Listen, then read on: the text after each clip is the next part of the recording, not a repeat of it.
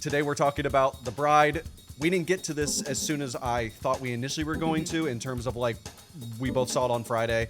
I thought we were going to both kind of go to our separate areas and hop on the recording or whatever, but I'm kind of glad that we gave it a second to just kind of like sit. Yeah. But I did want to get to this because in our last episode, we ended the episode saying, go see The Bride this weekend. And I was like, we have to review this so that I can amend that and say, maybe steer clear. No, I'm sticking to it. I'm saying go see The Bride. Sorry, like okay. Let's establish what this is real quick before we get too far in. So this is The Bride with an exclamation point. This comes from writer-director, Maggie Gyllenhaal, and this is a film set in the 1930s of Chicago. Frankenstein, who asks Dr. Euphronius, I believe if I'm saying that right, to help create a companion. They give life to a murdered woman as the bride, sparking romance, police interest, and radical social change. Starring Jessie Buckley as the bride, Christian Bale as Frankie, Annette Bening, Peter Sarsgaard is in there as well, Penelope Cruz, and Jake Gyllenhaal. Also, shout out to John Magaro. Mm-hmm. I love him when he shows up in movies like this. A good guy. Like him a lot. What, Tina, did you think of The Bride? So, I have a lot of like very mixed opinions on The Bride, and part of it is because of how it's being sort of treated by moviegoers as like, okay. That headline you sent the other day that was like, this is the worst movie that I've ever watched in my career as a critic, and a lot of people just tanking on it. And I don't want to pull like the I'm a woman card, but I do feel like we don't have this much sympathy for women when they are making their weird movies.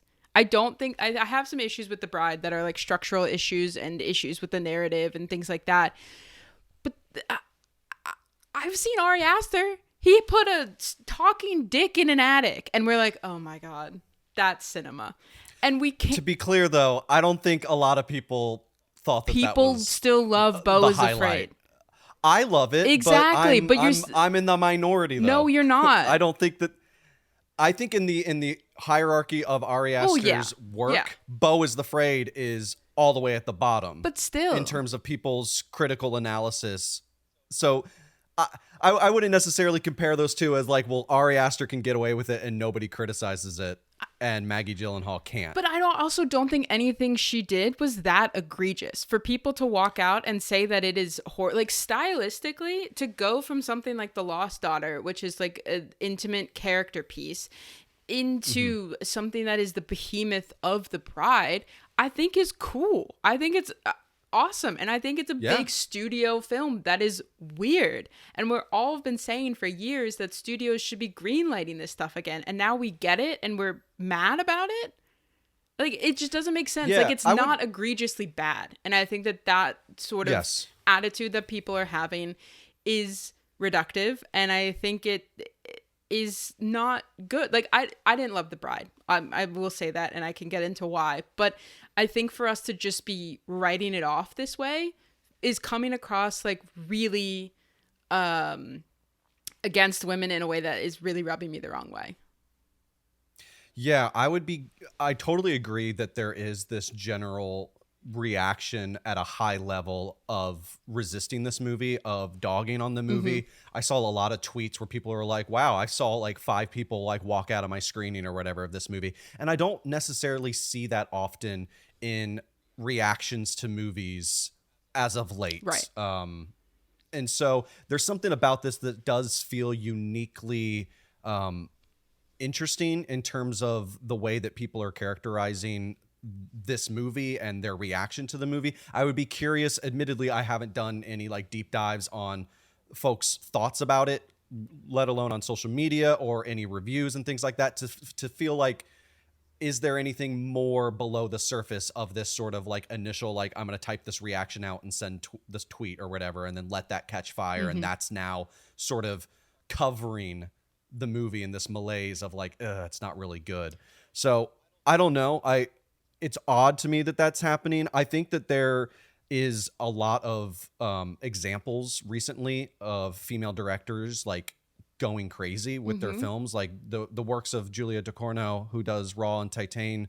You think about Coralie Fargeau with The Substance, you know. Right, but I feel like they are sort of hidden behind, not hidden behind, but sort of have the protection of being seen as auteurs and not seen as an actor turned filmmaker, which I think is where Maggie Gyllenhaal is falling. And I think that is, and I don't think a lot of people saw The Lost Daughter. Is that where some of the criticism's coming from? Do you think? I think partially, and I think it's like sort of. I don't think a lot of people saw The Lost Daughter enough to know that like Maggie Gyllenhaal's got it, like clearly has the sauce, right. Yeah. So I think that is part of the problem of being like, oh my god, I can't believe they just let her go nuts with this sort of half-baked idea, which I agree. I think that like I got some issues with that, but to me, it just feels like people saw the initial reaction online. And then we're like, well, let me hate it more to then create the sort of so that I could also get the clicks and the attention and things like that. Yeah. And I think that is wholly incorrect to this film because I don't know. I think there's a lot about it that's worth saving, you know? Admiring. Yeah. Yeah. You rated it a 1.5, so you're part of the problem. Well, no, no. I can rate it 1.5 stars and leave the movie saying I didn't enjoy that and I don't want to watch it again, but still admire the things in it that are good. And I do like a movie, or a director rather, that can go from something, to your point, that is small and intimate like The Lost Daughter, and then go completely in the other direction with something that is very of its own flavor and voice. It's got its own style. It's not afraid of what it is. I think that that's absolutely admirable. Like, some of my favorite parts of this movie are the costumes, the production design. Jessie Buckley's look as the bride is great. As soon as I saw her in the trailer, I was like, that is so iconic. Every scene that she's in, she's absolutely eating, and I love it. I even like the Frankenstein kind of look and feel. I like, loved I'm cool his with look, this sort of grunge, and I like the sort of like mask sort of like scarf thing he wears or whatever, and he's got his little hat. I love that he's obsessed with like classic well, they're not really classics for them, it's movies of their own time, but he's obsessed with going to the movies, and Jake Gyllenhaal as this sort of Fred Astaire sort of movie picture guy. I found all that incredibly endearing and an interesting take within the framework of the typical Frankenstein and Bride of Frankenstein story. But to me, where the movie falls short is predominantly in the script and the way that they decide to present this story. I thought I just didn't particularly care for the decisions that they made of how they were serving up this story. I felt like some of the character motivations were half-baked. There were some plot threads that felt disjointed and never really led anywhere. They kind of came in and out, and then they just kind of dispersed with them and forgot about it. And I'll say, and this brings me no joy to say this, and this is kind of related to the script because it's asking her to do this. I wasn't crazy about Jessie Buckley's performance, especially coming off of Hamnet. The choice to have this character of Ida, I believe is her original name, be, and I guess this is kind of a spoiler, but it's like right at the very beginning of the movie, so it's not too crazy to say this. To have her basically be possessed by like the soul and spirit of Mary Shelley, and it creates this sort of dual identity and this bipolar sort of overtaking that occurs in her, and the way that she acts out and like slips into accents and just like yells and stuff.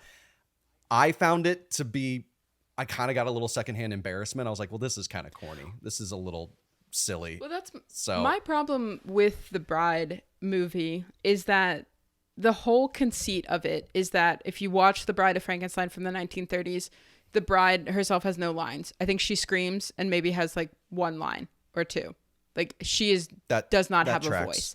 And so this whole conceit for Maggie Gyllenhaal was that she's going to give the bride a voice, which great. Love that idea. Cool. Yeah. But you have immediately taken away the agency of the woman who becomes the bride by making her possessed by Mary Shelley. That inherently you've set your narrative up to fail, because you have even when we meet Ida for the first time, like, this is a bit of a spoiler, but I don't know how we're going to do this without spoiling things. But let's go for it. When you meet Ida for the first time, she is acting undercover as part of a sting operation for the mob. So even like that brief moment in time when we see Ida, she is acting as another role and still not the voice of who Ida is in the purest sense. Then Ida dies, then she gets brought back to life, but doesn't remember a ton of stuff. You end this movie still not knowing what she wants and what her voice sounds like. And that to me is the problem. And I'm like, that critique is what I think should be leveled against this film. And I fully agree with it. But I think that a lot of people are just pointing at it and saying bad, weird. Jessie Buckley's doing weird stuff. She's kind of doing some clunky feminist takes of Me Too movement and things like that, which I think there's also room to talk about. I think that this is supposed to be a movie of talking about how the inherent violence pitted against women for just being women and existing in the world. But then she ends it in a way that is so brutally violent toward a woman that I'm like, what are you up to? So it's, to me, that is the problem. And those are things worth criticizing, but to not just let it be a weird movie, that's my issue with it. So that's my thoughts on the Bride. The weird nature of it, I think, is the least of my concerns, because I can take weird movies. Right. What I can't take is when a weird movie doesn't have the narrative follow through or an understanding of the characters that are engaging in the weirdness of the film itself. And so I think you absolutely. But I would argue too that this is a lot more cohesive than a lot of movies that I've seen done by dudes that have not like been met with this sort of widespread, ire. And I think that that is what I'm most disappointed about, is the way that people, I thought we could be at a point where we are past this, but world's busted. I don't know, but that's putting, in my opinion, too much emphasis and focus on that kind of shit in terms of the reaction of how people are maligning this film. I don't know. I think, like you said, to your point, there is enough here that you can critically push back and say is not good about the movie without having to just like unjustly sort of cast this movie over the net of a woman director is creating weird, odd films, and I am resistant to that. So, and I don't know how much of it is like the cast and the iconography of Frankenstein and the Bride and potential pushback on the portrayal there. I'd be curious. Obviously, I don't have his thoughts right here, but our good friend Alec, who's like really about these characters from Universal Monsters and stuff, like his feelings about the portrayal of the Bride and the portrayal of Frankenstein and the sort of slant that Maggie Gyllenhaal provides for those characters and the way that she depicts them, where the criticism might be for audience members in that respect. Again, personally, I don't care. I'm fine with creative licenses and depicting these characters in a sort of 1930s, but also kind of like grunge, steampunk, kind of a Hot Topic style looking vibe in the most amazing way possible. But again, if the characters aren't there and the story, to me, felt very unfocused. I didn't quite know why we were doing any of the stuff that we were doing. Obviously, Frankenstein's sort of on the run for, murdering a man justly, obviously. I mean, it was self-defense and stuff. And then they're just like, it's kind of like a road trip movie, Bonnie and Clyde type situation.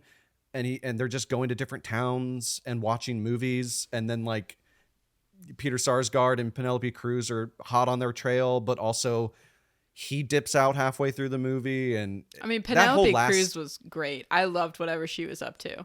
And Annette Bening had a great time too. I like the performances. Like it's a plot narrative problem for me. But all in all, I didn't hate my time at all. It also gave me some, and this is not a compliment, even though I like the first film in this 2-film series, I guess, or whatever. But when she's in that room with Jake Gyllenhaal or whatever, and is pointing a gun at him or whatever, and he's like, I'm sorry, I'm like begging or whatever. She's like, what do you got to be sorry about? I was like, first off, I was like, yeah, what did he didn't do anything. Like, he's just a movie star. Right. So it's like, it's not like she's like putting a gun to like the mob and being like, yeah, you better beg. And then there becomes this moment where it's almost like the Joker, where everyone is like dressing up as her and like riding in the streets. I think she said something like, because she's possessed by the spirit of Mary Shelley, that she is like aware of like things. So maybe Jake Gyllenhaal did do something as an actor, because that's how she knew stuff about some of the other people in attendance, was Mary Shelley telling her stuff. I don't know. Not a good choice, in my opinion, from a writing perspective. I agree. But yeah, those are our thoughts on The Bride. What did you guys think? Let us know in the comments. Feel free to reach out to us on all the social medias. Make sure that you leave a like, share, and subscribe. Get us on all your podcast networks of choice, wherever that may be. And we will be back with new episodes of I Think You'll Hate This every other week, and interstitial little reviews like this as they come out. So, Tina, any final words for everybody? No. Go see a movie, I guess. Go see a movie. Maybe choose another movie. They put Little Women back in theaters. Did they really? Yeah. It's playing today. At your local theater? Yeah. Oh, wow. The Greta Gerwig, of course. Right. Okay. Yeah. Cool. Go see that if it's go see Little Women. Or go pop it in. Go pop it in on your DVD or whatever.